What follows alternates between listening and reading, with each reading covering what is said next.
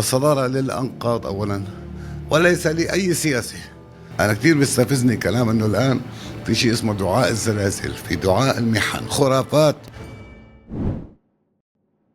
اللي جمعوا كل الأموال من الأزمة هاي تبعنا الآن الفاسدين فرصة لحتى يكونوا يعني بمساحة شوية مواطنة، شوية إنسانية. أنا لا أعول على هؤلاء، ولا أتمنى أنه يكونوا هؤلاء راصدين ليكونوا يتصدروا الموقف أبدا أبدا. الآن الموقف لا صدارة له إلا للأنقاض. الصدارة للأنقاض أولا، وليس لأي سياسة. كل السياسات تسقط أمام ما جرى، كلها. مع الأسف الشديد الفساد موجود حتى في صلب مؤسسات من تدير الشأن العام، موجود.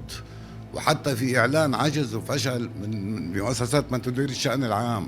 لكن نحن بدنا نعول عليهم وبدنا نشد من أسرهم وبدنا ندافع عن أنه ما تبقى من أمانات لحياة الناس. وبالضرورة انك ما تقول انك انت بلحظة ما امام امتحان قدري وامتحان غير قدري. انا كثير بيستفزني كلام انه الان في شيء اسمه دعاء الزلازل، في دعاء المحن، في دعاء ما بعرف ايش، وكأن رب العالمين يعني ناطر انه الواحد يكون بيعرف يقولوا هالدعاء لحتى ما يصير زلزال، بيقعدوا يحفظوا صفحتين لحتى ما يصير زلزال. هذا كلام خرافات، هذا نوع من التجهيل للناس، هذا كلام معيب حتى بحق عقل المؤمن نفسه. ما وصلنا لهون، في سياسة تجهيل عم تصير، وهذا غلط، ما بدي أوقف عنده. بس كل هذا الكلام في شحن للاستغباء، في شحن للتجهيل، في شحن لحتى الإنسان بيوقع بحالة المقدسات هاي ببطل يسوي شيء.